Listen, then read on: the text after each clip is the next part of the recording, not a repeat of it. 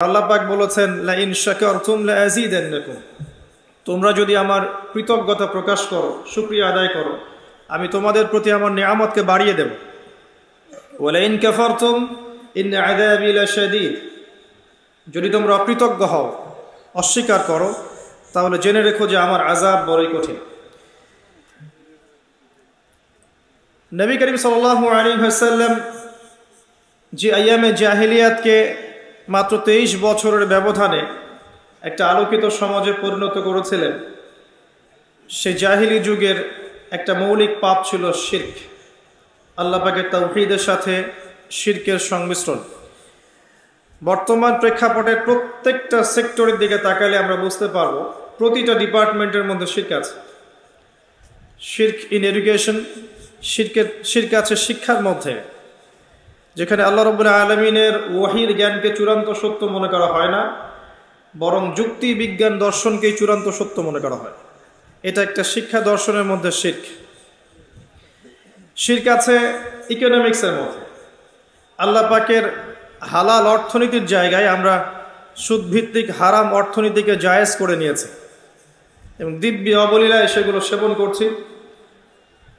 নামাজও পড়ছি 5 ওয়াক্ত, কপালে সেজদার দাগও আছে, অর্থনৈতিক জীবনে পাক্কা সুদখোর। এটাও এক প্রকার শিরক। জিওপলিটিক্যাল ক্ষেত্রে আমরা আল্লাহ পাকের হালালগুলোকে হারাম করেছি, আল্লাহ পাকের হারামগুলোকে হালাল করে নিয়েছি। সূরা তাওবার 31 নম্বর আয়াত অনুযায়ী এটাও একটা শিরক। শিরক আছে আমাদের ধর্মের মধ্যেও। মুসলিমরাই এখন কবর পূজা করছি, মাজার পূজা করছি, তাকদীরকে অস্বীকার করছি। এক শ্রেণীর মানুষ বের হয়েছে যারা বলছে মুহাম্মদ সাল্লাল্লাহু আলাইহি ওয়াসাল্লাম শেষ নবী নন, আরও নবী আসতে পারে। নাউযু বিল্লাহি মিন যালিক। কেউ বলছেন আমরা কোরআন মানি, হাদিস মানি না। কেউ বলছেন যে আমরা ভাগ্যকে স্বীকার করি না। কেউ বলছেন যে ইসলামের প্রত্যেকটা বিষয় তখনই মানা যাবে যখন সেটা যুক্তি বিজ্ঞান বা দর্শন দিয়ে প্রমাণ করা হবে। মুসলিমরাই আল্লাহ ছাড়া অন্যের কাছে দোয়া করছে, মুসলিমরা আল্লাহ ছাড়া অন্য কার উদ্দেশ্যে নজর মানত করছে, আল্লাহ ছাড়া অন্য কাউকে সেজদা করছে, আল্লাহ ছাড়া অন্য কারো নামে কসম করছে, পশু কুরবানি করছে।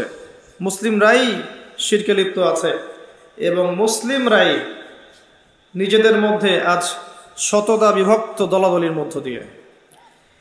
ধর্মতাত্ত্বিক প্রেক্ষাপটে আপনি অনেক সমস্যা দেখতে পারবেন। শিরকের পাশাপাশি আছে বেদায়াতের সমস্যা। নবী সাল্লাল্লাহু আলাইহি ওয়াসাল্লামের সুন্নাহর নাম দিয়ে আমরা এমন অনেক আমল চালু করেছি যেগুলোর আসলে কোনো বেস নাই, কোনো ভিত্তি নাই। নেকির আশায় আমরা এই কাজগুলো করছি যেগুলো নবী সাল্লাল্লাহু আলাইহি ওয়াসাল্লামও করেননি, সাহাবায়ে কেরাম রাদিয়াল্লাহু আনহুম কেউই করেননি।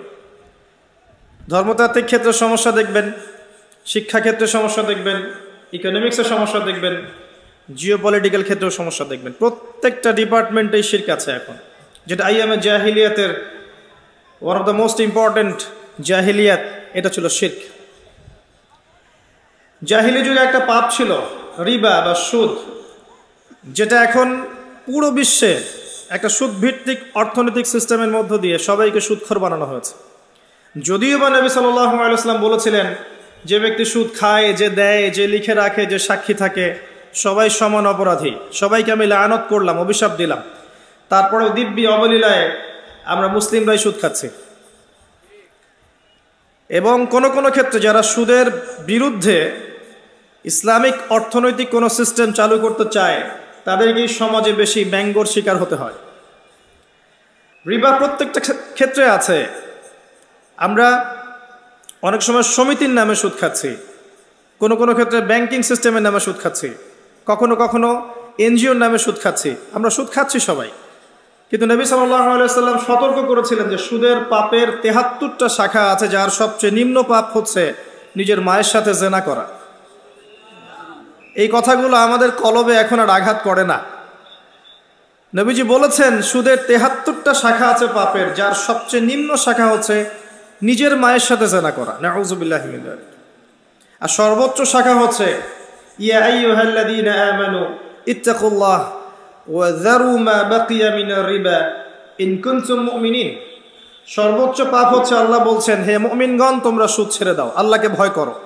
ওয়া ইল্লাম তাফআলু, যদি তোমরা এটা না করো, ফাআযানু বিহারবিন মিনাল্লাহি ওয়া রাসূলিহি, তাহলে আল্লাহ এবং তার রাসূলের সাথে যুদ্ধের ঘোষণা শুনে না। এটা সর্বোচ্চ পাপ। সুদের মধ্য দিয়ে আমরা আল্লাহ এবং তার রাসূলের সাথে যুদ্ধ করছি। একদিকে আল্লাহ এবং তার রাসূল, একদিকে কাফের মুশরিক। আপনি কার পক্ষে যুদ্ধ করবেন বলেন? একদিকে আল্লাহ এবং তার রাসূল, একদিকে কাফের মুশরিক, আপনি কার পক্ষে যুদ্ধ করবেন? কিন্তু রিবার মধ্য দিয়ে আমরা আল্লাহ এবং তার রাসূলের বিরুদ্ধে যুদ্ধ করছি, কাফের মুশরিকদের পক্ষে যুদ্ধ করছি। কে বুঝাবে এই কথাগুলো? এখন যে সুদ প্রত্যেকটা সেক্টরে ছয়লাভ হয়ে গেছে। আল্লাহ পাক আমাদেরকে সুদ থেকে বেরিয়ে আসার তৌফিক দান করুন। আইয়ামে জাহিলিয়াতে আরেকটা পাপ ছিল মাদক। আজকে আপনি পুরো গ্লোবালি তাকান, যুব সমাজের অধঃপতনের সবচেয়ে মূল কারণ হচ্ছে মাদক। সিগারেট থেকে শুরু করে ইয়াবা পর্যন্ত এমন কোনো বিষয় নাই যেটা তারা এখন যুবক বয়সে সেবন করছে না। ম্যাক্সিমাম, মোস্ট অফ দেম এটাকে তারা স্টাইল মনে করে, এটাকে আধুনিকতা মনে করে, এবং এখান থেকে শুরু হয় আস্তে আস্তে খারাপ সঙ্গদোষ, তারপরে নারীর সঙ্গ, তারপর জেনা, তারপর হারাম মিউজিক, তারপর অহেতুক কিছু খেলাধুলা, তারপর দেখবেন স্মাগলিং করা, ছিনতাই করা, রাহাজানি করা, ক্যাসিনোতে যাওয়া, জুয়া খেলা। এক পর্যায়ে দেখবেন পর্নোগ্রাফিতে আসক্ত হয়ে যাবে, এরপর বিবাহিত জীবনেও ব্যর্থ, পরবর্তীতে রাষ্ট্রের বোঝা হয়ে যাবে। এর বেশি কিছু না। একটা বড় বড় সংখ্যার যুব সমাজ আজকে এই পথে চলে গেছে। আল্লাহ পাক আমাদের যুবক ভাইদেরকে ফিরিয়ে নিয়ে আসুন, আমিন। কিন্তু ওদেরকে ফেরানোর জন্য যে পথগুলো ছিল, কোরআন এবং সুন্নাহ, 5 ওয়াক্ত নামাজি বানানো, আল্লাহ রাসূলের সুন্নাহ মতো তাদেরকে চালানো, আল্লাহর দ্বীনের পথে ওদেরকে মেহনত করানো, এই কাজগুলো করতে গেলে আমরাই ওদেরকে বাধা দিচ্ছি। এখন আমরা মনে করছি ওরা সন্ত্রাসী হয়ে যাবে এগুলো করলে। আমরা মনে করছি ওরা যদি দাড়ি রাখে সন্ত্রাসী হয়ে যাবে, টাকনুর উপর কাপড় পরলে মৌলবাদী হয়ে যাবে, 5 ওয়াক্ত নামাজ পড়লে নষ্ট হয়ে যাবে। এমন অনেক পিতামাতাই মনে করছে। পিতামাতা ভয় পায় যখন সন্তান গান বাজনা করে, বাদ্যযন্ত্র নিয়ে পড়ে থাকে, গার্লফ্রেন্ডের সাথে অ্যাফেয়ার করে, তখন দেখবেন পিতামাতার খুব একটা টেনশন নাই। অনেক পিতামাতাকে দেখা যায় যখন সন্তান ফিরে এসেছে আল্লাহর পথে, নামাজ কালাম পড়ছে, মাশাআল্লাহ, কোরআন তেলাওয়াত করছে, ইসলামিক বইপত্র পড়ছে, হারাম সঙ্গ ত্যাগ করেছে, হারাম সার্কেল ত্যাগ করেছে, হারাম অ্যাফেয়ার্স ত্যাগ করেছে, মাদক ছেড়ে দিয়েছে, পিতামাতার টেনশন বৃদ্ধি হয়ে যায়। সব কিছু উল্টে যাচ্ছে। এটা সেই হাদিসের বাস্তবায়ন যেখানে নবী সাল্লাল্লাহু আলাইহি ওয়াসাল্লাম বলেছিলেন যে আখিরুজ্জামান, কিয়ামতের আলামত দুটো, মেজর দুটোর মধ্যে একটা হচ্ছে আন তালিদাল আমাতু রাব্বাতুহা, দাসী তার মনিবকে জন্ম দিবে। দ্যাট মিন্স সমাজের সত্য মিথ্যা, ন্যায় অন্যায়, হক বাতিলের মানদণ্ড উল্টে যাবে। মানুষ সত্যবাদীকে মিথ্যাবাদী বলবে, মিথ্যাবাদীকে সত্যবাদী বলবে, সত্যকে মিথ্যা বলবে, মিথ্যাকে সত্য বলবে। মানুষ ন্যায় অন্যায়ের মানদণ্ড উল্টে দিবে। যেখানে খুশি হওয়ার কথা সেখানে রাগ হচ্ছে, যেখানে রাগ হওয়ার কথা ওটাতে খুশি হচ্ছে। মানদণ্ড উল্টে গেছে আর কি। আমানতদার ব্যক্তিকে বলা হবে খেয়ানতকারী, আর খেয়ানতকার ব্যক্তিকে বলা হবে পরম আমানতদার। মানুষ হারাম খাবে, হারামকে হালাল মনে করবে, হালালের পিছনে পরিশ্রম করাকে মানুষ মনে করবে আমি পিছিয়ে পড়ছি। পৃথিবীর প্যাটার্নটা উল্টে যাবে। এটাই হয়েছে এখন। মাদকের সয়লাভ আপনি সব জায়গায় দেখবেন। আইয়ামে জাহিলিয়াতেও ছিল। আইয়ামে জাহিলিয়াতে নারীর অবমাননা ছিল। এখনকার বিশ্বের দিকে তাকিয়ে দেখেন, প্রত্যেকটা সেক্টরে আপনি দেখবেন মেয়েদেরকে পণ্যের মতো ব্যবহার করা হচ্ছে। তাদের দেহটাকে পণ্যের মতো ব্যবহার করা হচ্ছে। প্রথমে শুরু হয়েছে ফ্রি মিক্সিং, নারী পুরুষের একে অপরের অবাধ মেলামেশা, মাহরাম গায়রে মাহরামের 5 পয়সা পরোয়া না করা, সূরা নূরের আয়াত, সূরা আহজাবের আয়াত, এগুলোকে জাদুঘরে রেখে দেওয়া হয়েছে। এগুলো থেকে ভ্রুক্ষেপ করার সময় নাই মুসলিম নারীদের এখন। সূরা নূরের আয়াতগুলো, সূরা আহজাবের আয়াতগুলো, সূরা তাহরিমের আয়াতগুলো, সূরা নিসার আয়াতগুলো, এগুলোর দিকে ভ্রুক্ষেপ করার সময় নেই। দেখবেন ফ্রি মিক্সিং সব জায়গায় চলছে। এরপরে দেখবেন তাদের পোশাক, তারা ছেলেদের পোশাক পরে ঘুরছে, পোশাক পরেও নগ্ন থাকছে। দেখবেন ফাংশনাল রোল চেঞ্জ হয়ে গেছে, পুরুষদের জায়গায় মেয়েরা, মেয়েদের জায়গায় পুরুষেরা। এর উপরে দেখবেন উপর থেকে পর্নোগ্রাফি প্রত্যেকের ঘরে ঘরে, এবং অশ্লীল সংস্কৃতি, যার মধ্য দিয়ে মানুষ ভিতর থেকে পশু হয়ে গেছে। প্রত্যেকটা সেক্টর, স্কুল থেকে শুরু করে কলেজ, ইউনিভার্সিটি, আপনার ব্যবসা প্রতিষ্ঠান, আপনার চাকরি ক্ষেত্র, ইভেন পলিটিক্যাল মিছিল, সবখানে দেখবেন মেয়ে ছেলে ফ্রি মিক্সিং। এর ফলশ্রুতিতে দেখবেন যে হালাল সম্পর্কগুলোর জায়গায় জেনা, ধর্ষণ, ব্যভিচার, পরকীয়া বেড়েছে এবং সমাজের কাঠামোটা নষ্ট হয়ে গেছে। এটা আইয়ামে জাহিলিয়াতকেও হার মানিয়েছে। এবং আমরা এখনও কন্যা সন্তানকে হয়তো জীবন্ত দাফন করি না, কিন্তু গর্ভে যদি কন্যা সন্তান আসে অ্যাবর্শন করে ফেলতে চাই, এটা কিন্তু আমাদের মধ্যে আছে। আবার অনেক সময় দেখা যায় কন্যা সন্তান হলে মুখটা কালো হয়ে যায়, ফোন করে বলা হয় এবার দুঃসংবাদ, ইনশাল্লাহ পরের বার সুসংবাদ হবে, সবর করো। আইয়ামে জাহিলিয়াতে গোত্রীয় হানাহানি ছিল। এখন আপনি গোত্রীয় হানাহানিটাকে দেখবেন ধর্মীয় হানাহানি, এক দল আরেক দলের বিরুদ্ধে, এক আলেম আরেক আলেমের বিরুদ্ধে, এক বক্তা আরেক বক্তার বিরুদ্ধে, এক সংগঠন আরেক সংগঠনের বিরুদ্ধে, এটা ধর্মীয় হানাহানি। এক তরিকা আরেক তরিকার বিরুদ্ধে। পলিটিক্যালিও দেখবেন আমরা হানাহানিতে আছি। নিজের মায়ের পেটের ভাই দুজন দুটো দল করে হানাহানি, কাটাকাটি, মারামারি, হিংসা, বিদ্বেষ, অথচ নিজের মায়ের পেটের ভাই। জিওপলিটিক্যাল ক্ষেত্রে দেখবেন এক দেশের সাথে আরেক দেশের মারামারি, ইকোনমিক স্যাংশন, সামরিক আগ্রাসন, এখন সামনে হতে পারে নিউক্লিয়ার যুদ্ধ, যেটা দ্বার প্রান্তে এই মানব জাতি দাঁড়িয়ে আছে। আমরা তো অনেক বড় বড় স্বপ্নের কথা বলি, মানব জাতি দাঁড়িয়ে আছে একটা নিউক্লিয়ার যুদ্ধের সামনে। যে কোনো সময় বিশ্বে ম্যাসাকার নিউক্লিয়ার যুদ্ধ হতে পারে, যে কোনো সময়। তার 1914 থেকে চেষ্টা করে আসছে, 1914 থেকে চেষ্টা করছে, 1914, 1947, 1962, তারপর আরব ইসরায়েল যুদ্ধগুলোর সময়। এখন আবার নতুন করে সিরিয়াতে তারা চেষ্টা করেছিল, পারে নাই। এখন আবার নতুন ইস্যু তৈরি করে রাশিয়া ইউক্রেন দিয়ে আবার শুরু করছে, নিউক্লিয়ার যুদ্ধের দিকে মানুষকে নিয়ে যাচ্ছে, উস্কে দিচ্ছে বিশ্বের একটা অংশের মানুষ। তারা চাচ্ছে দে আর লাস্টিং ফরওয়ার্ড, তারা যুদ্ধের জন্য উৎসুক হয়ে আছে। আইয়ামে জাহিলিয়াতে যতগুলো পাপ ছিল সেগুলো আপনি এখনকার বিশ্বে দেখতে পারবেন এবং আরও বড় পরিসরে দেখতে পারবেন। এরকম জায়গা থেকে কিভাবে নবী সাল্লাল্লাহু আলাইহি সাল্লাম একটা আলোকিত সমাজ প্রতিষ্ঠা করলেন? উত্তর খুব সহজ। এই উত্তরের জন্য আপনার পিএইচডি করার কোনো দরকার নাই। আমার হাতে যে কিতাবটা আছে এটাই সেই কিতাব যার মধ্য দিয়ে নবী সাল্লাল্লাহু আলাইহি ওয়াসাল্লাম মাত্র 23 বছরের ব্যবধানে পুরো জাহেলি সমাজকে আলোকিত সমাজে পরিণত করেছেন। বলেন আলহামদুলিল্লাহ। প্রথম 3 বছর তিনি গোপন দাওয়াত দিয়েছেন, এরপর 4র্থ থেকে 10ম বছর পর্যন্ত প্রকাশ্যে দাওয়াত দেওয়া শুরু করেছেন। যখন ওমর এবং হামজা রাদিয়াল্লাহু আনহুমা তাদের মতো কিছু সাহাবী ইসলাম কবুল করেছেন, তখন ইসলামের দাওয়াত বেগবান হয়েছে। যখন দাওয়াত বেগবান হয়েছে তখন নির্যাতন নিপীড়ন বেড়েছে। এক পর্যায়ে হাবাসায় হিজরত করতে হয়েছে। তারপর তায়েফে নবী সাল্লাল্লাহু আলাইহি ওয়াসাল্লাম ট্রাই করেছেন, সেখান থেকে তাকে আঘাতপ্রাপ্ত হয়ে ফিরে আসতে হয়েছে মক্কায়। মাঝখানে 3 বছর বয়কটের জীবনযাপন সহ্য করতে হয়েছে, সামাজিকভাবে বয়কট। গাছের ছাল পাতা খেয়ে তারা শিয়ারে আবু তালেবে রাত কাটিয়েছেন, দিন কাটিয়েছেন। তারপরে অল্প কিছুদিনের ব্যবধানে তার চাচা আবু তালেব এবং স্ত্রী খাদিজা রাদিয়াল্লাহু আনহা ইন্তেকাল করেন। এরপর নবী সাল্লাল্লাহু আলাইহি ওয়াসাল্লামকে আল্লাহ পাক মেরাজ করান। আল্লাহ পাক তার মনকে শান্ত করেন পরকালের নিদর্শনগুলো দেখা। এরপর ইয়াসরিব থেকে 6 জন যুবক আসে মদিনা থেকে, এসে ইসলাম কবুল করে যায়। পরের বছর তারা 12 জনকে নিয়ে আসে। তারপরের বছর 75টা ফ্যামিলি আসে, এসে ইসলাম কবুল করে। এর পরের বছর নবী সাল্লাল্লাহু আলাইহি ওয়াসাল্লাম মদিনায় হিজরত করেন। প্রথম ইসলামিক স্টেট মদিনায় কায়েম হয়। সেখানে নবী সাল্লাল্লাহু আলাইহি ওয়াসাল্লাম অর্থনৈতিক ভিত্তি শক্ত করেন, সামরিক বাহিনীর ভিত্তি শক্ত করেন, পররাষ্ট্রনীতি অ্যাপ্লাই করেন, যতগুলো বিষয় দরকার রাষ্ট্রের সব কিছু করেন, ভ্রাতৃত্বের বন্ধন করেন, মদিনা সনদ করেন, সব করেন। মসজিদ নববী নির্মাণ করেন, যেটা শুধু একটা মসজিদ ছিল না, একটা পার্লামেন্ট ছিল। এভাবে আস্তে আস্তে ইসলামের দাওয়াত ছড়িয়ে পড়তে থাকে। আবু সুফিয়ানের কাফেলাকে আক্রমণকে কেন্দ্র করে পরের বছর হয় বদর, এখানে মুসলিমরা জয়লাভ করে। তারপরে হয়েছে উহুদ, এখানে মুসলিমরা সাময়িক বিপর্যয়ের শিকার হয়। তারপরের বছর হয় খন্দক, এরপর হুদাইবিয়ার সন্ধি। আস্তে আস্তে আরও পররাষ্ট্রনীতি, রোমক সম্রাটকে দাওয়াত দেয়া, কায়সারকে দাওয়াত দেয়া, কিসরাকে দাওয়াত দেয়া, পারস্য, বাজান, আপনার হাজারা মাউথ, আপনার ইয়েমেন, আপনার বাহরাইন, আপনার মিশর, সমস্ত জায়গায় ইসলামের দাওয়াত ছড়িয়ে পড়তে থাকে। এক পর্যায়ে খায়বার আক্রমণ হয়। যখন মুসলিমদের আর্থসামাজিক অবস্থার উন্নয়ন হয়, নবী সাল্লাল্লাহু আলাইহি ওয়াসাল্লাম মুশরিকদের কর্তৃক চুক্তি ভঙ্গ করার কারণে মক্কা আক্রমণ করেন। বিনা যুদ্ধে মক্কা তিনি বিজয় করেন। ইসলামিক হুকুমত মক্কাতেও কায়েম হয়ে যায় আলহামদুলিল্লাহ। আস্তে আস্তে হয়েছে, একবারে হয় নাই। 23 বছর সময় লেগেছে, একদিনে হয়নি, আস্তে আস্তে হয়েছে, একবারে হয়নি। কিন্তু একটা দিনের জন্যেও তারা কখনো হাঁটু গেড়ে বা হাত গুটিয়ে বসেছিলেন না।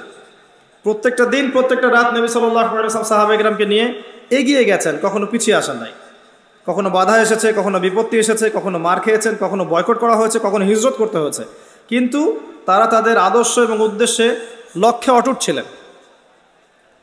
এটার প্রয়োজন মুসলিমদের এখন, লক্ষ্যে অটুট থাকা।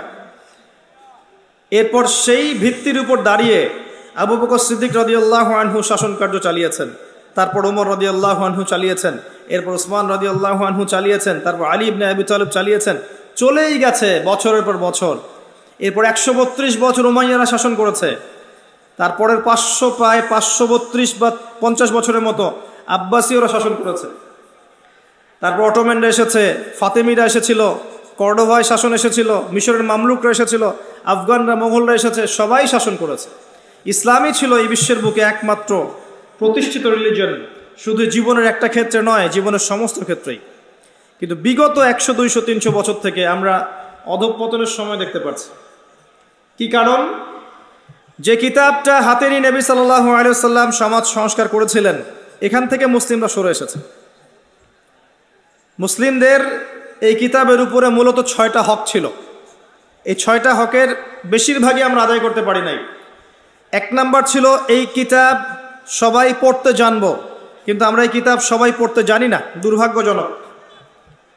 দ্বিতীয় বিষয় ছিল এই কিতাবের অর্থটা আমাদের জানা উচিত ছিল, দুর্ভাগ্যজনক, বেশিরভাগ মুসলিম এই কিতাবের অর্থ জানি না। তৃতীয়টা হচ্ছে এই কিতাবের আদেশ এবং নিষেধগুলো আমাদের মানা উচিত ছিল, নিষেধগুলো বর্জন করা উচিত ছিল। ম্যাক্সিমাম মুসলিম আমরা আল কোরআনের আদেশ নিষেধ মানি না। জি, এই কিতাবের দাওয়াত মানুষের ঘরে ঘরে পৌঁছানোর কথা ছিল, কিন্তু এই ক্ষেত্রে আমরা অনেকেই এই কাজটা করতে পারি নাই। বরং দেখবেন মুসলিমদের ঘরে অন্য কিতাবের দাওয়াত চলে এসেছে এখন, এবং দিন দিন বহু মুসলিম থেকে অন্য ধর্ম গ্রহণ করছে এদেশের মাটিতেও। আপনি আমি ঘুমিয়ে আছি, কিন্তু কাফের মুশরিকরা ঘুমিয়ে নাই। তারা বহু মানুষকে অমুসলিম বানিয়েছে এদেশের মাটিতে, দিন দিন হচ্ছে। আর তারা আমাদের মতো নয় যে একজনকে অমুসলিম বানালে সেলফি তুলে ফেসবুকে দেবে, আজকে অমুককে খ্রিস্টান বানালাম দেখুন। তারা এত বোকা নয়, তারা আমাদের মতো বুদ্ধিবৃত্তিকভাবে পরাজিত নয়। আমরা বুদ্ধিবৃত্তিকভাবে পরাজিত। আমরা এক ওয়াক্ত নামাজ পড়লে সারা দুনিয়ার মানুষকে জানাতে চাই যে আজকে আমি নামাজ পড়েছি। হ্যাঁ, আইওয়াশ আর শোডাউন নিয়ে আমরা এত বেশি ব্যস্ত হয়ে থাকি যে বেসিক কাজ থেকে সরে এসেছি। যে আমরা যখন আমাদের আপোষের ইখতলাফগুলো নিয়ে ব্যস্ত আছি, আপোষের দুর্বলতাগুলো নিয়ে ব্যস্ত আছি, তখন ইসলামের শত্রুরা অনেক দূর পর্যন্ত এগিয়ে গেছে। তারা এখন বিশ্বের পলিটিক্যাল সেকশন থেকে শুরু করে মিডিয়া বলেন, প্রযুক্তি বলেন, অর্থনীতি বলেন, এডুকেশন সেক্টর বলেন, প্রত্যেকটা সেক্টর উপর থেকে রুল করছে। এখানে আপনি আমি একটা স্লোগান দিয়ে কি করতে পারি? তেমন কিছু না। আর আমরা তো আমাদের ব্যক্তিগত জীবনের ইবাদতগুলো থেকেও সরে আসছি। একটু খেয়াল করে দেখেন না, বাংলাদেশের কত % মুসলিম 5 ওয়াক্ত নামাজ পড়ে? একটু জরিপ করে দেখেন, বাংলাদেশের কতজন মুসলিম আল কোরআনুল কারীম বিশুদ্ধ করে তেলাওয়াত করতে পারে? কতজন যুবকের গালে দাড়ি আছে? একটু দেখেন না। কতজন যুবতীর গায়ে পর্দা হিজাব আছে? একটু দেখেন না। কতজন মুসলিম হালাল খায়? একটু দেখেন না। কয়টা পরিবারে আপনি ইসলামিক পরিবার পাবেন? একটু দেখেন। আর আমরা যে বড় বড় কথাগুলো বলছি, নিঃসন্দেহে এগুলো বড় কথা হলেও আল্লাহরই কথা, এটা মানুষই করবে, মুসলিমরাই করবে। আল্লাহর জমিন, আল্লাহর দিন প্রতিষ্ঠার কথাই বলেন, আল্লাহ পাকের কালিমা বুলন্দ করার কথাই বলেন, এগুলো মুসলিমরাই করবে। কিন্তু কোন মুসলিমরা করবে এগুলো? যারা সালাত পড়ে না, যারা যাকাত দেয় না, যারা পর্দা করছে না, যারা হারামখোর, এরাই কাজ করবে? এই যুব সমাজ করবে? যে যুব সমাজ একটা টিকটক প্রতিবন্ধী প্রজন্ম, এরা করবে? এটা আপনি আমাকে বিশ্বাস করতে বলছেন? সুবহানাল্লাহ, এটা আমি বিশ্বাস করি না। এরা কি মুহাম্মদ বিন কাসিম? এদের মধ্যে উমর ইবনুল খাত্তাবের মতো চেতনা আছে? এরা জানে সালাহউদ্দিন আইয়ুবী কে ছিলেন? জিজ্ঞাসা করে দেখেন যে রমাদান মাসের সওম কত হিজরিতে ফরজ করা হয়েছে? বলেন রমাদান মাসের সওম কত হিজরিতে ফরজ করা হয়েছে? অল্প কিছু মানুষ বলতে পারবে, ম্যাক্সিমাম পারবে না। দেখবেন যখন বাংলাদেশের প্রত্যেক যুব সমাজ গাল ভর্তি দাড়ি থাকবে, 5 ওয়াক্ত নামাজি হবে, সুন্নতের লেবাস থাকবে, কোরআন তেলাওয়াত করতে জানবে, কোরআনের অর্থ বুঝতে জানবে, কোরআনের আদেশ নিষেধ মেনে চলবে, ইত্তেবায়ে সুন্নাহ মাফিক জীবনযাপন করবে, হালাল খাবে, আদর্শ পরিবার করবে, অটোমেটিকলি বাংলার জমিনে দিন কায়েম হয়ে যাবে ইনশাআল্লাহ। বেসিক কাজে আসেন। এখন কি করছে তারা? ম্যাক্সিমাম যুব সমাজ দেখবেন টিকটক, ফেসবুক, ইউটিউবিং, গার্লফ্রেন্ড, মাদক, ইয়াবা, জুয়া, ক্যাসিনো, প্রিমিক্সিং, জীবনের উদ্দেশ্য না জানা শিক্ষা ব্যবস্থা, এগুলো নিয়ে পড়ে আছে। দেখবেন কয়জনের ফিকির আছে দিন নিয়ে? দিন, আল্লাহর জমিনে আল্লাহর দিন, ও তো নিজেই জানে না জীবনের উদ্দেশ্য কি। ও একজন গার্লফ্রেন্ডের জন্য জীবন দিতে পারে, আত্মহত্যা করে মরতে পারে। এই ছেলে আল্লাহর পথে জীবন দিবে নাকি? ও তো জানেই না আল্লাহর পথ কি জিনিস। ইল্লা মাশাআল্লাহ, আল্লাহ যদি হেদায়েত না দেন। যেটা বলতে চাচ্ছি ভাই, জাহিলি যুগের প্রত্যেকটা জাহিলিয়াত এখন বিরাজমান আছে, যেটাকে পরিবর্তন করেছেন নবী সাল্লাল্লাহু আলাইহি ওয়াসাল্লাম এই কিতাবের মধ্য দিয়ে এবং সুন্নাহর মধ্য দিয়ে। তিনি এবং সাহাবায়ে কেরাম রাদিয়াল্লাহু আনহুম আজমাইন আল কোরআন পড়েছেন, অর্থ বুঝেছেন, আমল করেছেন, দাওয়াত দিয়েছেন, প্রতিষ্ঠা করেছেন। এগুলো কোরআনের হক। এগুলো আমরা বাস্তবায়ন করতে না পারলে আল্লাহ পাক আমাদেরকে সরিয়ে দিবেন। ওয়া ইন তাতাওয়াল্লাউ ইস্তাবদিল কওমান গায়রাকুম, তোমরা যদি মুখ ফিরিয়ে নাও আল্লাহ পাক তোমাদেরকে সরিয়ে দিয়ে নতুন কওম নিয়ে আসবেন। সুম্মা লা ইয়াকুনু আমসালাকুম, তারা তোমাদের মতো অপদার্থ হবে না। আসেন, আমাদের সামনে একটা মাস আছে, মাহে রমাদান। এই রমাদান মাসকে কেন্দ্র করে আমরা আমাদের মূল ট্র্যাকে ফিরে আসি। জীবনে যা করেছি, নামাজ পড়ি নাই, যাকাত দেই নাই, যা করেছি, জেনা করেছি, সুদ খেয়েছি, মদ খেয়েছি, ইত্যাদি ইত্যাদি, সব ভুলে যান, সব ভুলে যান। আপনি আপনার অতীতকে ভুলে যান। অতীতকে ভুলে গিয়ে আপনি আপনার পাপের জন্যে 2 রাকাত নামাজ পড়ে আল্লাহর কাছে কান্নাকাটি করেন, আল্লাহ আমি জীবনে যত পাপ করেছি আল্লাহ তুমি মাফ করে দাও। এই রমজান মাস থেকে আমি নিজেকে পরিশুদ্ধ করব এবং আগামী পুরো জীবন নিজে পরিশুদ্ধ হব, পরিশুদ্ধ পরিবার করব, আল্লাহর জমিনে আল্লাহর দিনটা যেন কায়েম হয়, এই জন্য আমি চেষ্টা করব। পারা যাবে ইনশাআল্লাহ। যা করেছি জীবনে, যা করেছি। আল্লাহ পাক আপনার পাপ মাফ করতে 1 সেকেন্ড সময় নেবেন না, 1 সেকেন্ডও না, বরং আপনার সমস্ত পাপকে আল্লাহ পাক নেকি দিয়ে পরিবর্তন করে দিবেন ইনশাআল্লাহ। সূরা ফুরকানের মধ্যে স্পষ্ট আয়াত আছে, ইল্লা মান তাবা ওয়া আমানা ওয়া আমিলা আমালান সালিহা ফাউলাইকা ইউবাদদিলুল্লাহু সাইয়্যাতিহিম হাসানাত। যারা তওবা করবে, ঈমান নিয়ে আসবে, আমল সালেহ করবে, আল্লাহ পাক এদের গুনাহগুলোকে নেকি দিয়ে পরিবর্তন করে দিবেন ইনশাআল্লাহ। এরপর থেকে আপনি শুরু করেন, এই রমাদান মাসকে আপনি কোরআনময় মাস বানিয়ে দেন। কোরআন তেলাওয়াত করতে শেখেন। যদি কোরআনের অর্থটা না বোঝেন, আরবি ভাষাটা শেখার চেষ্টা করেন, আরবি ব্যাকরণ পড়ার চেষ্টা করেন, কোরআনের ভাষাটা বোঝার চেষ্টা করেন। আমরা এটা নিজের উপর ফরজ করে নেই না, কি সমস্যা? নিজের উপর ফরজ করে নেই যে কোরআন আমাকে বুঝতেই হবে। ফরজ করেছি না নিজের উপর অনেক কিছু? আমরা নিজের উপর কিন্তু জোর করে অনেক কিছু ফরজ করেছি। আমরা নিজের উপর এখন অনলাইন সেকশনটাকে ফরজ করে নিয়েছি না? সারাদিন অনলাইনে একটু সময় দেওয়াই লাগবে, ফরজ। ছেলে মেয়ে অ্যাফেয়ার করবে, এটাকে আমরা ফরজ করে নিয়েছি না? এটা করতেই হয়, না করলে স্মার্টনেস থাকে না। আমরা ফরজ করে নিয়েছি ছেলেরা স্মোক করবে, এটা স্মার্টনেস। আমরা ফরজ করেছি আমাকে একটা অনার্সের সার্টিফিকেট অর্জন করতেই হবে, মাস্টার্সের সার্টিফিকেট অর্জন করতেই হবে, না হলে আমি সমাজে মুখ দেখাতে পারবো না। অনেক কিছু তো আমরা ফরজ করে নিয়েছি নিজের উপরে। আসেন না, আল্লাহর কোরআনের অর্থটা বুঝতে হবে, এটা ফরজ করে নেই, পারা যাবে না ইনশাল্লাহ। আপনি সায়েন্স, আর্টস, কমার্স পড়ছেন, মেডিকেল কোচিং করছেন, বিসিএস কোচিং করছেন, আপনি ইঞ্জিনিয়ারিং পড়ছেন, কত কি পড়ছেন, আল কোরআনের ভাষা বোঝার জন্য অ্যারাবিক শেখা যাবে না? বাংলাদেশের এমন কোনো মহিলা আছে যে হিন্দি ভাষা বোঝে না? আছে? যাকে তাকে জিজ্ঞাসা করেন, বাংলার মহিলাদেরকে জিজ্ঞাসা করেন, হিন্দি দিয়ে প্রশ্ন করেন, ও বুঝবে, বলতে না পারলেও বুঝবে কি বলছেন আপনি। কিভাবে সম্ভব? কোন স্কুলে পড়ানো হয়, কলেজে পড়ানো হয়, মাদ্রাসায় পড়ানো হয়, লিখানো হয়? কিভাবে শিখল বলেন? সংস্কৃতি। আপনি অ্যারাবিক চর্চা করেন, 2 বছর সময় লাগবে না, আপনিও কোরআন বুঝে ফেলবেন ইনশাআল্লাহ।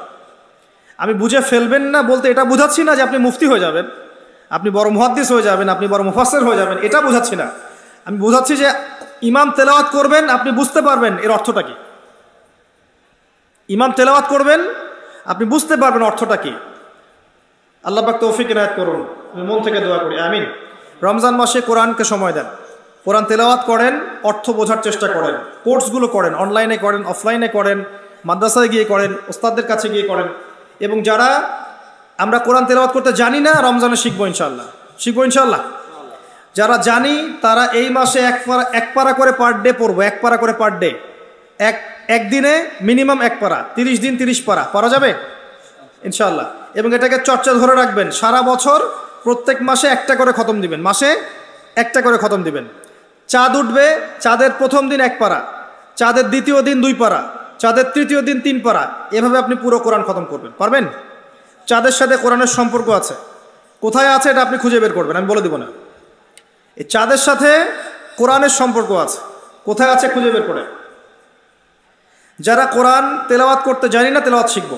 যারা জানি তারা 1 পারা করে তেলাওয়াত করবো, সারা বছর ধরে রাখবো ইনশাআল্লাহ।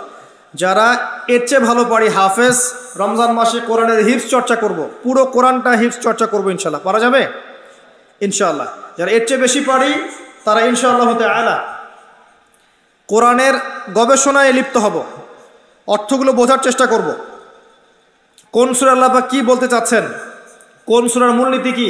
আপনার বাসায় তাফসীর ইবনে কাসির থাকলে এটা পড়বেন, মারিফুল কোরআন থাকলে এটা পড়বেন, জালালাইন থাকলে এটা পড়বেন, যেটা আছে আপনার কাছে এটাই পড়বেন।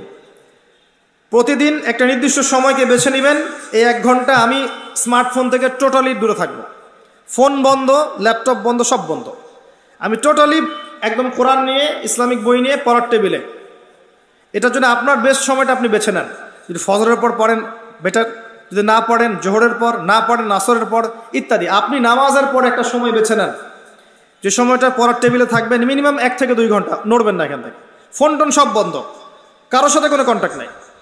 পড়বেন একদম কাট পেস্ট, যেটাকে আমরা বলি ক্রস চেক, একদম ক্রস চেক করে বসবেন। খাতা থাকবে, ডায়েরি থাকবে, আপনার সামনে কোরআন থাকবে, তাফসীর থাকবে, একাধিক তাফসীর থাকবে, একটা করে আয়াত পড়বেন, ওই আয়াতের কয়েকটা তাফসীর অনুবাদ দেখবেন, প্রাসঙ্গিক ব্যাখ্যা দেখবেন, মূল পয়েন্টগুলো নোট আউট করবেন। পারবেন?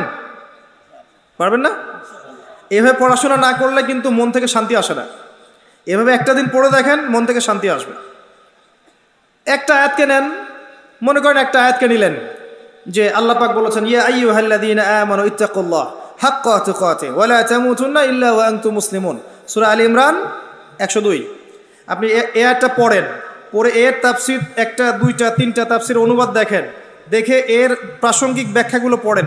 তাফসীরে দেখবেন এই আয়াতের সাথে প্রাসঙ্গিক কিছু হাদিসও দেয়া আছে, এগুলো আপনি পড়া হয়ে যাবে। এবার আপনি আপনার ডায়েরির মধ্যে নোট করেন, সূরা আলী ইমরান আয়াত 102, এখান থেকে আমি যা শিখলাম। 1 নাম্বার, আল্লাহ বলেছেন ইয়া আইয়ুহাল্লাযীনা আমানু, আল্লাহ পাক ঈমানদারদেরকে বলছেন ইত্তাকুল্লাহ, আল্লাহকে ভয় করো। ঈমানদারদেরকে বলছেন আল্লাহকে ভয় করো। পয়েন্ট চলে আসবে, ঈমানদার কাকে বলে, কোন কোন পিলারে বিশ্বাস করলে ঈমানদার হওয়া যায়, ঈমানের শর্তগুলো কি কি শিখে ফেললেন। 2 নাম্বার লিখলেন যে আল্লাহ ঈমানদারদেরকে বলেছেন আল্লাহকে ভয় করো, ইত্তাকুল্লাহ, তাকওয়া কাকে বলে, তাকওয়া সম্পর্কে আপনি আরো 10টা পয়েন্ট বের করতে পারবেন, লিখে ফেললেন।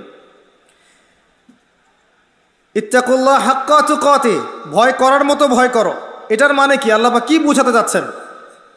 যেন তেন ভয় না, ভয় করার মতো ভয় করো, এটা একটা পয়েন্ট বের করলেন। ওয়া লা তামুতুন্না ইল্লা ওয়া আনতুম মুসলিমুন, পরিপূর্ণ মুসলিম না হয়ে মৃত্যুবরণ করো না, একটা পয়েন্ট লিখলেন। একটা আয়াত থেকে আপনি 4টা 5টা 10টা পয়েন্ট বের করতে পারলেন। এবার এই একটা শিক্ষাটা আপনি আপনার স্ত্রীকে শোনান, আপনার মাকে শেখান, আপনার বাবাকে শেখান। আপনি মসজিদে যান, ওই আয়াতটা মসজিদের সবার সামনে তেলাওয়াত করে আপনি আপনার দাওয়াতি কাজ করেন, পারা যাবে। কোরআনময় সমাজ এমনি এমনি হয় না, একটা কোরআনের ব্যাপক রেভলিউশন দরকার। কোরআনই সেই অস্ত্র যেটা দিয়ে আপনি ইসলামিক সমাজ বাস্তবায়ন করতে পারবেন, আর কিছু নাই। আমাদের কাছে কি মিসাইলস আছে নাকি, পারমাণবিক অস্ত্র আছে, কি আছে, কিছুই তো নাই। শুধু অন্তরে থাকতে হবে ঈমান, ইসলাম, হাতে কোরআন এবং নিজের উপর সুন্নাহ, তাকওয়া, এতটুকুই।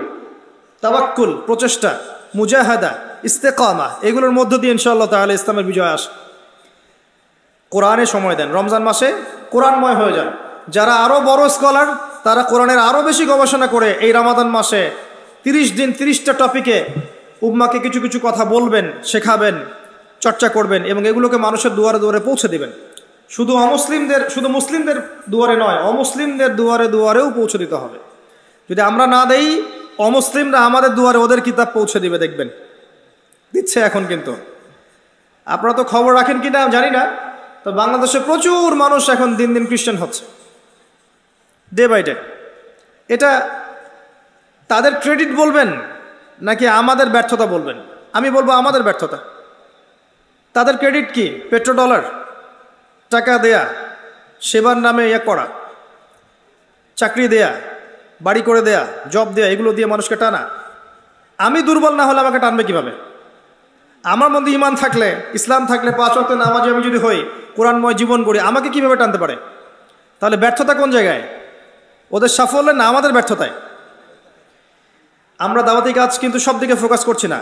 দেখেন, আজকে মাহফিলে এসেছি আমরা আলহামদুলিল্লাহ, আর আমি একটা মাহফিলে গেলে আমি আশা করি না পরের বার আমি এখানে আসতে পারবো, এই জন্য আমি কিছু কথা খোলাখুলি বলে যাই আর। দেখেন, একটা মাহফিল সব কিছু নয়। যখন কনস্ট্রাকটিভলি কাজ হবে, একদম গোড়া থেকে আস্তে আস্তে আস্তে আস্তে কিন্তু পরিবর্তন আসবে। একটা মাহফিল আমরা উজ্জীবিত হতে পারি, সবাইকে দিক নির্দেশনা দিতে পারি, মুসলিমদেরকে ইমান একটা চর্চা, একটা মুজাহাদ, একটা চর্চা, মুরাকাবা, আত্মসমালোচনা হবে। কিন্তু এরপর কি? আজকেই শেষ, সব বন্ধ করে বাসাকে ঘুমাবো? আজকের পর থেকেই, কালকে সকাল থেকে আপনাকে কোরআন নিয়ে চলতে হবে যে ভাই কিছু কথা বলে গেছে, রমজান মাস আসার আগে আমি কোরআনটা পড়া শিখে ফেলাই, রমজান মাসে কোরআনটা শেষ করি, এটা তিলাওয়াত শুরু থেকে শেষ পর্যন্ত খতম দেই, দেওয়ার পর অর্থগুলো একটু পড়ি। হাদিসের কিতাব কিছু বলে গেছে ভাই, নাম বলেছে রিয়াদুস সালেহিন, মিশকাতুল মাসাবি, বুলুগুল মারাম মিন আদিলাতিল আহকাম, আপনার ফয়জুল কালাম, আপনার এই হাদিসে আরবাইন, তারপরে আপনার আবু দাউদ, নাসাই, তিরমিজি, ইবনে মাজাহ, শেষে বুখারী মুসলিম।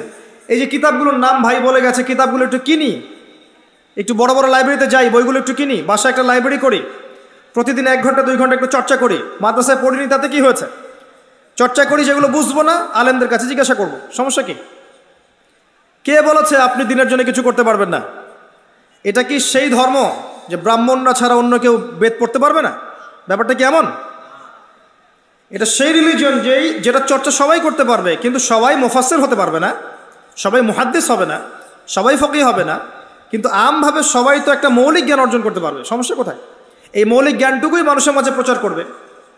রমাদানকে কাজে লাগান প্রিয় ভাই। এই রমাজান আপনার জীবনের শেষ রমাজানও হতে পারে। ওয়ার্ল্ড যেখানে দাঁড়িয়ে আছে, কে জানে আগামী রমাদানে আমাদের মধ্যে কোনো মানুষ বেঁচে থাকবে কিনা? কেউ গ্যারান্টি দিতে পারবে? পারবে না। অতএব এই রমাজানকে কোরআনময় করেন। এই কারণে এতগুলো কথা বলছি, কারণ রমজান মাসটা মর্যাদা মণ্ডিত হয়েছে একটা কারণে, অনলি একটা কারণে। কারণটা কি? শাহরু রমাদানাল্লাযী উনজিলা ফীহিল কোরআন। এটা সেই মাস যেই মাসে আল্লাহ পাক কোরআন নাজিল করেছেন। ইন্না আনজালনাহু ফী লাইলাতিল কদর। আমি কোরআনকে লাইলাতুল কদরে নাজিল করেছি। এবং এই কোরআনকে হাতে নিয়েই 23 বছরের ব্যবধানে জাহিলিয়াতের সমস্ত শেকড় উপরে ফেলে একটা আলোকিত সমাজ প্রতিষ্ঠা হয়েছে। সেই আল্লাহ কি মরে গেছেন? নাউযুবিল্লাহ। সেই রাসূলের আদর্শ কি মরে গেছে? সেই কোরআন কি এখন পৃথিবী থেকে উঠিয়ে নেওয়া হয়েছে? সেই আল্লাহ এখনো আছেন, সেই নবীর সুন্নাহ এখনো আছে, সেই কিতাব এখনো আছে। সেই ঈমান, সেই তাকওয়া থাকলে ইনশাআল্লাহ দেখবেন সেই কিতাবকে হাতে নিয়েই আবারও সমাজ সংস্কার করা যাবে ইনশাআল্লাহ তাআলা। আর ইসলাম কি কারো শত্রু? ইসলাম কি মানবতার শত্রু? ইসলামের কোনো একটা বিধান কি মানবতা বিরোধী? কেউ যদি ইসলামের বেসিক বিষয়গুলো মেনে নেয়, সে কি ইহকাল পরকালে ব্যর্থ হয়ে যাবে না সফল হবে? ইসলাম কি কারো গর্দানে তরবারি ধরে প্রচার করা হয়েছে? জোর করে প্রচার করা হয়েছে? কেউ যদি ইসলামের বিষয়গুলো ফলো না করে, আমরা কি ওকে বোম মারবো? ওকে বোম মেরে উড়িয়ে দিব? আমরা কি ওর গর্দানে তরবারি লাগবো? ইসলাম কিছুই করে না। ইসলাম শুধু তার সৌন্দর্য দিয়ে মানুষের মন জয় করে। ফাযাক্কির ইন্নামা আনতা মুযাক্কির লাস্তা আলাইহিম বিমুসাইতির। আল্লাহ পাক যার তাকদীরে হেদায়েত রেখেছেন, ইনশাআল্লাহ সে হেদায়েত পেয়ে যাবে। হ্যাঁ, ইসলাম কখন প্রতিরোধ করে? যখন সে মাজলুম হয়ে যায়। যখন সে মাজলুম হয়, তখন জুলুম ঠেকানোর জন্য সে বাধ্য হয়ে তার ডিফেন্সিভ ওয়েপন্সগুলো ইউজ করে। এটা কি তার অধিকার নয়? আসেন, দীর্ঘদিন পুরো 1400 বছর পর্যন্ত কোরআন এবং সুন্নাহকে হাতে নিয়েই মুসলিমরা এগিয়ে গেছে। শেষের 100-200 বছর কি এমন হলো যার ফলশ্রুতিতে আমরা আমাদের সেই গৌরবান্বিত সময়গুলো হারিয়ে ফেললাম? আমি কয়েকটা পয়েন্ট আপনাকে মেনশন করছি। পয়েন্টগুলো মেনশন করার আগে আমি জাস্ট কয়েকটা কথা বলছি। রমজান মাসে করেন আল্লাহর বাস্তে, কোরআনকে সময় দেওয়ার পাশাপাশি 5 ওয়াক্ত নামাজ জামাতে পড়েন। 30টা রোজা রাখেন। রোজার পাশাপাশি আল্লাহ পাকের হারামগুলোকে ছেড়ে দেন। মা বোনদেরকে পর্দায় রাখেন। পরিবারকে সময় দেন, আদর্শ পরিবার গড়ার চেষ্টা করেন।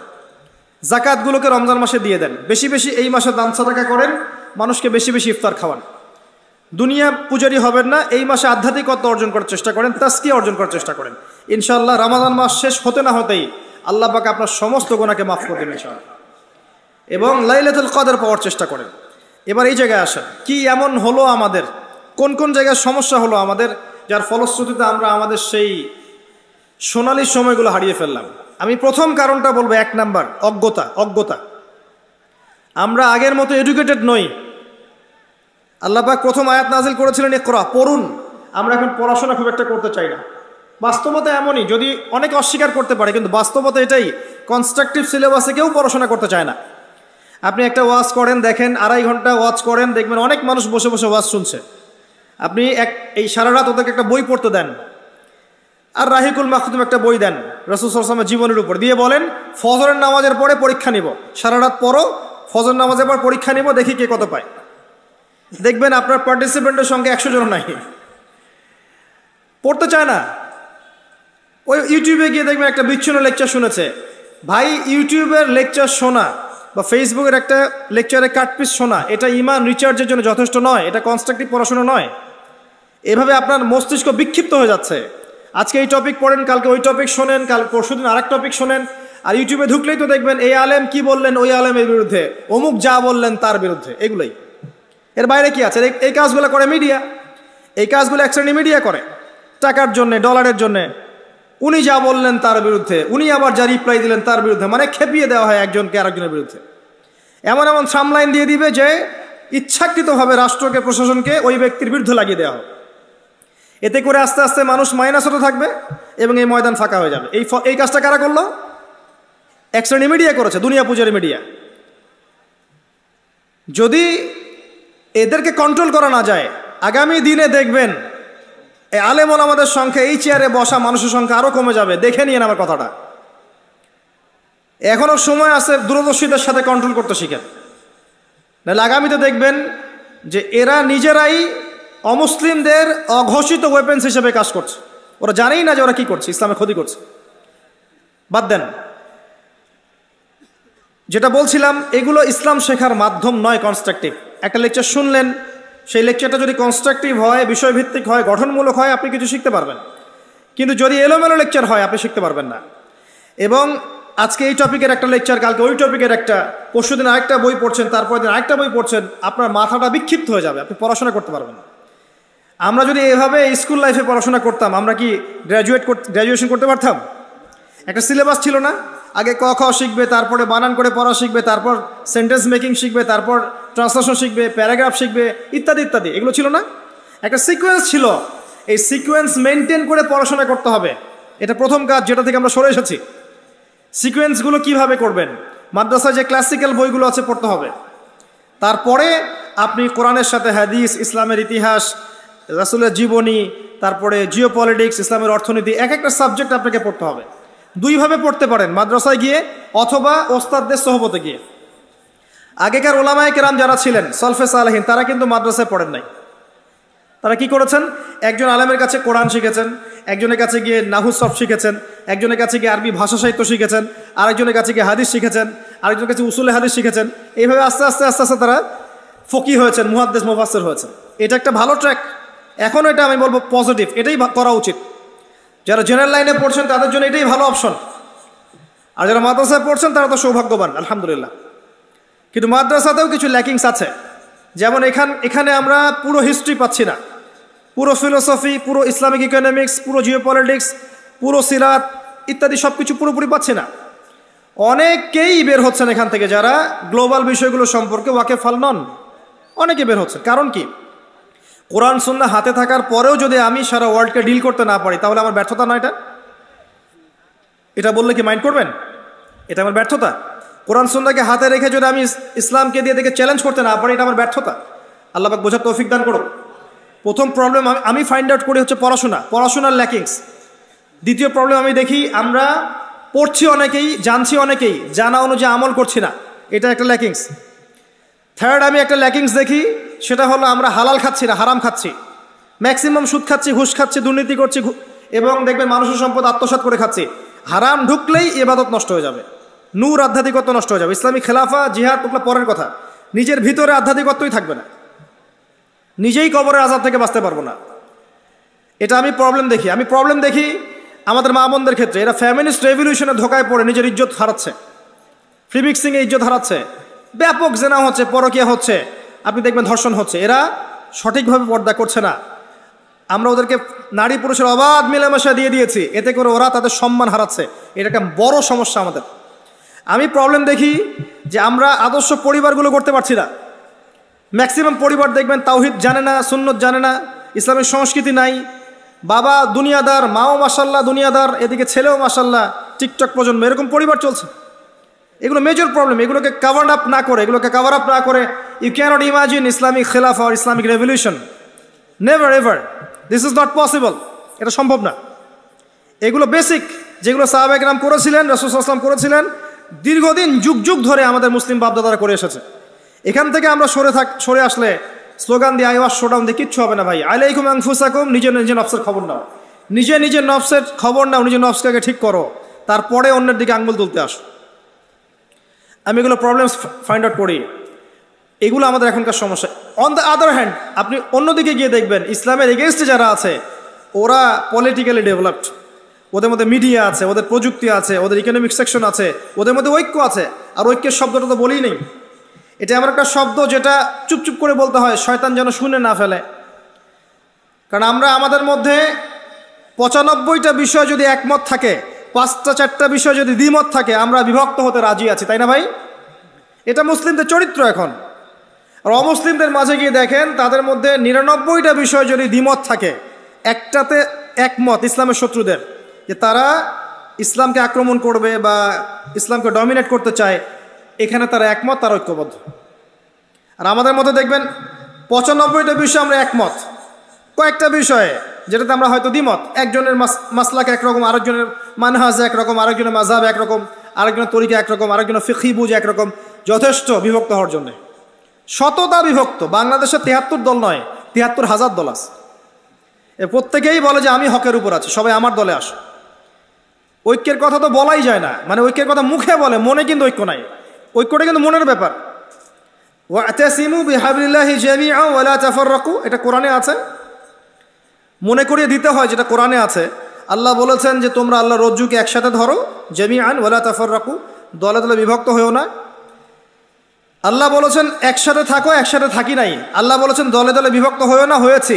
এখন এই আয়াতটা যে আমি মানিনি, আমি স্কলার হয়ে মানি নাই, আমি আলেম হয়ে মানি নাই, আমি ধর্ম নেতা হয়ে মানি নাই, কোরআনের অবমাননা কে বেশি করলো, আমি না আপনি?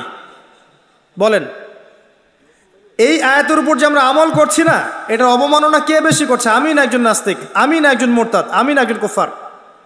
কে অবমাননা করছে বেশি? ঐক্য নাই, টোটালি ঐক্যহীন। কে এগুলো নিয়ে কথা বলবে? আর এটা এমন একটা শক্তি যেটা থাকলে একটা কমিউনিটির মধ্যে বহিঃশত্রুরা তাকে ডমিনেট করতে পারে না। এই বাংলাদেশি হিসেবে আমরা যদি ঐক্যবদ্ধ জাতি না থাকে, অন্য জাতিরা আমাদের উপর হামলা করতে পারবে না, সম্ভব না? আমাদেরকে ঐক্যবদ্ধ থাকার দরকার আছে না? অ্যাজ এ নেশন আমরা সবাই একটা বডি না? এখানে আপনি দেখবেন জনগণ আছে, যুব সমাজ আছে, নারীরা আছে, শিশুরা আছে, প্রশাসন আছে, গভর্নমেন্ট আছে, সবাই মিলে আমরা একটা বডি না? কেউ যদি মনে করে আমি অমুকের শত্রু, এ অমুকের শত্রু, এর মধ্যে ঐক্য থাকবে? তখন খুব সহজেই এখানে অন্যরা সুযোগ নিতে পারবে। যদি আমরা সবাইকে একটা বডি মনে করি, আমরা সবাই একটা বডি, আমরা একটা নেশন, তখন দেখবেন এত সহজ না বাংলাদেশে থেকে দমানো। সহজ না। এই সহজ কথাটা আমরা ধর্ম নেতাদেরকে বোঝাতে পারছি না। ধর্মের ক্ষেত্রে আমরা কেন আলাদা হয়ে গেলাম? আমরা সবাই হানাফি মাযহাব ফলো করি, তারপরেও অনেকগুলো দল। আমরা অনেকে দেখবেন সালাফিজম ফলো করি, সালাফিজমের মধ্যেও অনেক দল আছে। কথা বলে হয়তো মাইন্ড করতে পারে, আমি যেন মাইন্ড করবে ভয়ে কথা বলি না, মানুষ খুব অল্পতেই মাইন্ড করে। তো বাস্তবতা এটাই যে আমরা যদিও বলছি আমরা ঐক্যবদ্ধ, আমরা আসলে ঐক্যবদ্ধ নই, শততা বিভক্ত আমরা। যারা আমরা বলছি আমরা চূড়ান্ত সহির উপর আছি, ওখানেও দেখবেন আপনি সহি বিভক্তি আছে।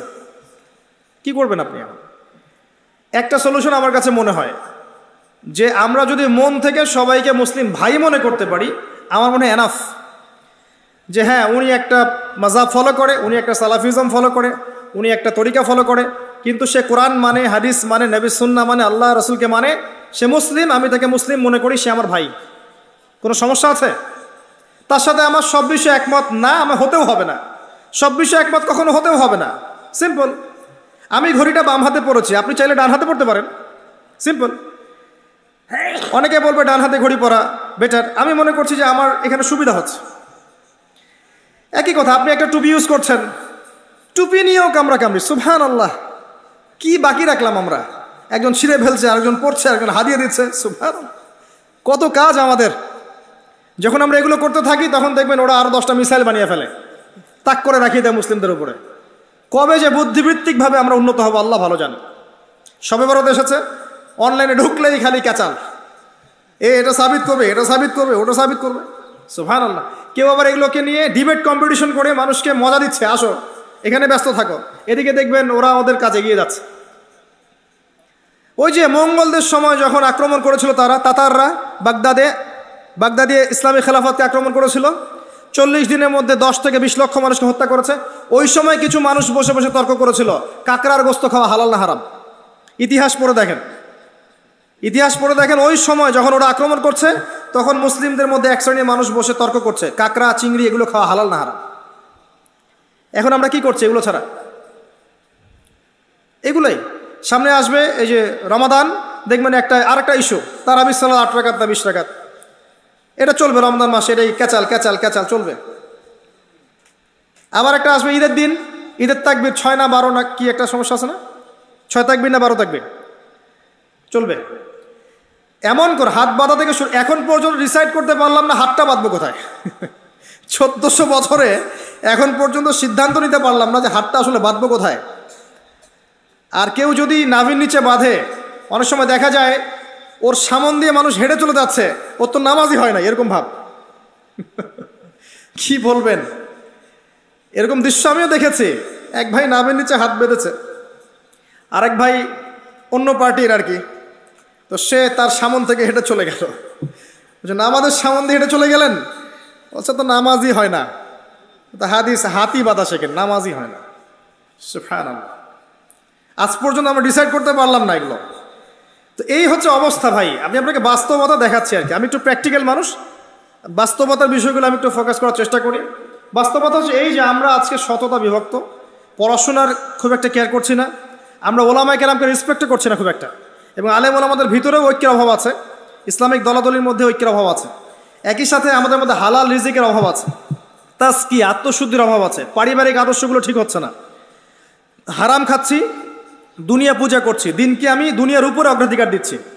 কোনো কোনো ক্ষেত্রে এইসব চেয়ারে বসেও আমরা দিনকে দুনিয়ার বিনিময়ে বিক্রি করছি, আমরা হালালকে হারামের সাথে মিশ্রিত করছি, সত্যকে মিথ্যার সাথে মিশ্রিত করছি, সৎ সাহস নিয়ে সত্য কথা জনগণের সামনে বলতে পারছি না, অনেক সমস্যা। এরপরে দেখবেন সোশ্যালি আমরা ডিভাইডেড, পারিবারিকভাবে সমস্যা, আমাদের বাচ্চা কাচ্চাদেরকে ঠিকমতো মানুষ করতে পারছি না, সঠিক প্যাটার্নে পড়াশোনা করাতে পারছি না, আমাদের সাথে আমাদের প্রশাসনের ঊর্ধ্বতন কর্তৃপক্ষের সম্পর্ক ভালো না, অথচ ভালো রাখা উচিত। এই যে কলিউশনগুলো, এগুলোতে হচ্ছে কি ইন্টারনালি আমরা দুর্বল হয়ে পড়ছি। এই জায়গা থেকে উম্মাকে নিয়ে উপরে ওঠা এখন এত ডিফিকাল্ট যে আপনাকে আবার ওই গোড়া থেকে শুরু করতে হবে, যে গোড়া থেকে নবী সাল্লাল্লাহু আলাইহি ওয়াসাল্লাম শুরু করেছে। এমন নয় যে আমাদের কাজ কিছু করা নাই, অনেক কাজই করা আছে। আমাদের মুসলিম জনসংখ্যা আছে, আমাদের মধ্যে ইমানের চেতনা আছে, ইসলাম আছে, আমরা কোরআন মানি, আমরা হাদিস মানি, আমরা আলেম ওলামাদেরকে শ্রদ্ধা করি, অনেক কিছুই করি। আমরা ঘষা মাজা দরকার যে জায়গাগুলোর মধ্যে সমস্যা আছে। আর আমার চেয়ে আপনারা অনেক বেশি বিচক্ষণ, আপনারা জানেন কোন কোন জায়গায় কিভাবে কাজ করলে এই সমস্যাগুলো সলভ করা সম্ভব হবে ইনশাআল্লাহ। যদি আমরা আগামী 20, 30, 40 বছরের মধ্যে আল্লাহ যদি কবুল করেন এই প্রবলেমসগুলোকে সলভ করতে পারি, আপনি দেখবেন পরে একটা প্রজন্ম আসবে ইনশাআল্লাহ যাদের হাতে আল্লাহ পাক ইসলামের বিজয়ের পতাকা দিবেন ইনশাআল্লাহ।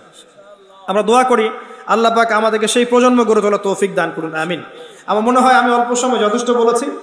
আসন্ন রমাজানে আমরা এই কাজগুলোকে বেশি বেশি করি, আমরা সালাতকে ফোকাস করি, তারাবিকে ফোকাস করি, রমাজানে কোরআনকে সময় দেই, দান সাদাকাগুলো বেশি বেশি করি, যাকাতগুলোকে দিয়ে দেই, অন্যের হকগুলোকে দিয়ে দেই, এবং আল্লাহর ওয়াস্তে আমরা মুসলিম উম্মার ঐক্য নিয়ে ভাবি, দিনের খেদমত নিয়ে ভাবি।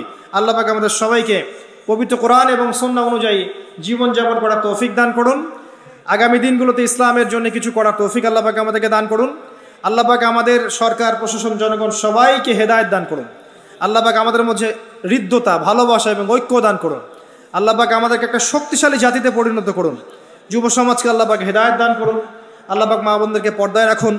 আসন্ন রমাজানকে আমাদেরকে চূড়ান্তভাবে কাজে লাগানোর তৌফিক দান করুন। বেশি বেশি দান সাদাকার তৌফিক দান করুন। বেশি বেশি সালাত সিয়ামের তৌফিক দান করুন। আমাদের জানা অজানা প্রকাশ্য অপ্রকাশ্য সমস্ত গুনাহ আল্লাহ মাফ করে দিন।